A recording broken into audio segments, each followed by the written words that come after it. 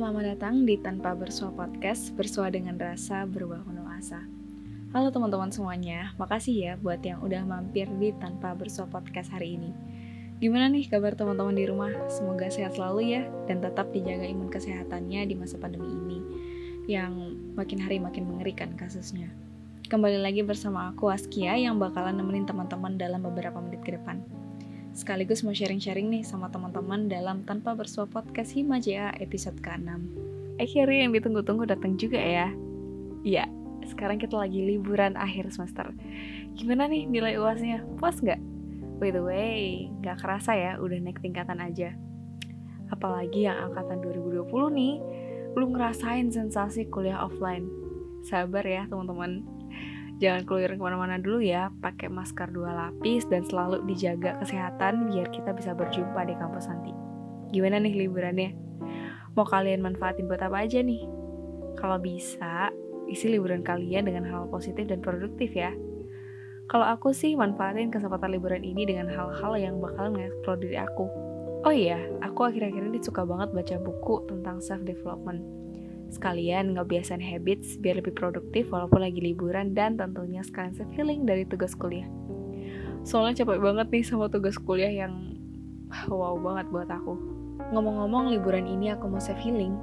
Kalian tahu gak sih apa itu self-healing? Kalau orang awam nyebutnya sih sebagai refreshing buat diri kita sendiri. Ngobatin segala hiruk-pikuknya segala pikiran kita. Tapi menurut ilmu psikologi, self-healing adalah proses penyembuhan yang hanya melibatkan diri sendiri untuk bangkit dari penderitaan yang pernah dialami dan memulihkan diri dari luka batin. Jadi, tujuan self-healing itu buat mulihin segala luka atau segala permasalahan yang kita punya. Batin kita juga harus bahagia dong. Jangan sok-sokan ngebahagiain anak orang dulu makanya.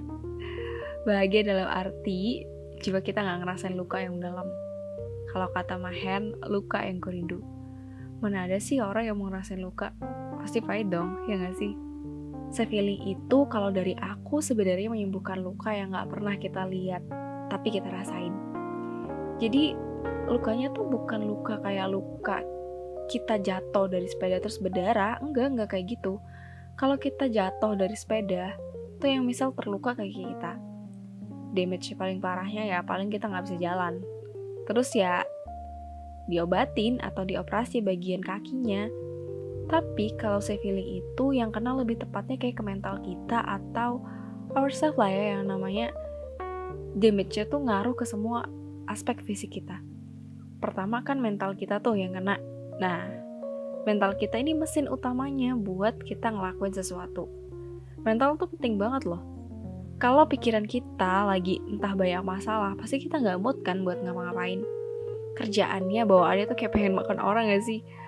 Kalau mental kita bermasalah, pasti kalian bakal ngerasain yang namanya depresi. Makanya, sekarang kan banyak banget tuh gerakan buat melawan depresi. Kita ini masih muda loh, harapan untuk masa depan. Sayang banget kan kalau kita gak bisa ngelawan depresi. Aku tahu, mungkin sering kali cobaan hidup ini berat banget. Tapi Tuhan juga tahu kalau kalian tuh bisa ngelewatin hal ini. Hidup ini gak selamanya kok banyak cobaan. Semua itu ada jedanya. Dan kita bisa manfaatin jeda itu buat yang namanya self-healing. Sebenarnya gimana sih caranya nyembuhin luka yang ada? Itu sebenarnya tergantung dari kitanya. Kalian pasti pernah ngerasain di fase yang mana bikin kalian ngedown. Mungkin pas waktu nugas ya contohnya. Ya, seakan kita ini yang paling berat banget kerjaannya. Tapi, seandainya kalian lagi ngerasa berat banget buat nyelesain tugasnya, entah karena susah atau lagi banyak pikiran, tarik nafas aja dulu. Jalan-jalan sebentar, ngeliat langit yang biru, ngerasain angin nyapa kalian. Just take a rest. Bikin minuman favorit kalian. Kalian sendiri juga harus sadar, semua itu ada batasannya. Step by step aja ngerjainnya. Jangan terlalu dipaksa dan terlalu dipikirin. Kalau udah malam ya istirahat. Jangan begadang. Bilang sama diri sendiri, makasih ya udah mau berusaha untuk hari ini. Makasih banget udah mau ngerjain tugasnya. Kita kerjain step by step aja ya. Karena hari ini kita udah usaha untuk kerjain dan udah ada yang selesai. Kita istirahat yuk. Besok kan masih bisa dikerjain. Istirahat ya. Mungkin seringkali kalau nugas selalu nyemangatin diri yang ujung-ujungnya, yuk bisa yuk. Ya nggak salah kalau kalian selalu ngambis untuk nugas. Emang yakin dari semester awal sampai akhir ambis terus gak pernah ngeluh? Kalau ada yang kayak gitu sih, kayaknya taruhan aja ya sama aku. Nisa bakal aku beli buat kalian. Enggak. Kan taruhan gak boleh lah ya hukumnya. Nah, di situ ada kalanya kalian itu harus rehat dari segala tugas yang membludak dan bikin kalian stres, yang ujung-ujungnya pada titik terendah, kalian pasti bakal nangis. Kalau kalian nangis pun, ya it's okay, luapin aja. Wajar banget kalau kalian tuh ngerasa capek, bersahabat dengan segala sambatan, karena kalian itu manusia yang punya rasa lelah. Manusiawi banget kok. Kalau kata Mas Kun di salah satu liriknya yaitu, biarkanlah semesta bekerja, tenangkan hati, semua ini bukan salahmu. Gak usah terlalu lama stuck sama masalah yang kau punya. Semua itu pasti ada jalan keluarnya kok, yakin deh. Tenangin pikiran, sembuhin segala luka. Aku yakin tiap orang itu punya cara healing yang berbeda. Kalau dari aku, sederhananya ya nonton drakor, karena ngeliat yang apa-apa nih cakep gitu. Ada yang suka ajusi gak sih? Habis nonton drakor tuh rasanya penat yang ada di kepala tuh kayak auto hempas gitu. Dan mood itu kayak balik lagi buat nugas. Atau kalian yang penat sama ramainya perkotaan bisa tuh ke puncak cari hawa dingin. Mungkin dari yang Surabaya mungkin bisa ke Tretes atau ke Malang. Iya kan? Semuanya tergantung dari apa yang kalian suka kok. Yang dirasa mood kalian tuh bisa balik lewat si feeling. Beberapa orang sering banget tanya, rekomendasi tempat si feeling dong. Padahal menyembuhkan diri sendiri itu bukan cuma soal tempat aja. Ada banyak banget cara sampai kita nemuin pola self healing buat diri kita sendiri.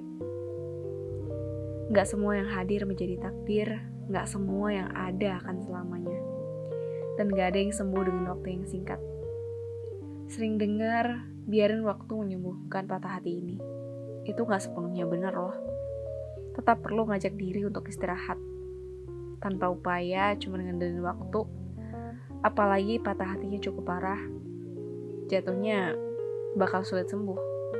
Self healing adalah soal memaafkan, menerima, dan memulai kembali. Self healing itu tentang menerima dan memaafkan yang sudah terjadi. Jadi sekalipun kamu keliling dunia untuk self healing, tapi ketika pulang ke rumah hatimu tetap kosong, artinya tujuanmu adalah dirimu. Jadi bagaimanapun keadaan dirimu, yuk kita mulai belajar untuk menerima diri kita sendiri yang seutuhnya. Aku yakin kamu hebat. Buktinya seburuk apapun hidup ini, sebadut apapun kehidupan ini, tapi kamu masih bisa bertahan sampai sekarang. You're amazing. You did well, and you deserve to be happy. Dan untuk penutup episode tanpa bersuah ke-6 ini, buat kalian pejuang di luar sana yang lagi struggle dengan dirinya, aku mau ngutip tulisan dari Alfi Syahrin. Kamu gak harus semangat untuk mengejar mimpimu. Bisa semangat lalu berusaha itu biasa. Gak semangat tapi tetap berusaha, itu luar biasa. Gak terasa ya, aku udah nemenin kalian sama beberapa menit. Waktunya aku Askia, pamit undur diri ya teman-teman. Nantikan podcast-podcast berikutnya dan tentunya dengan topik yang berbeda-beda dan seru pastinya. Tetap di rumah aja ya, ingat kasus COVID yang melonjak. See you all. Tanpa bersuah podcast, bersuah dengan rasa berubah penuh asa.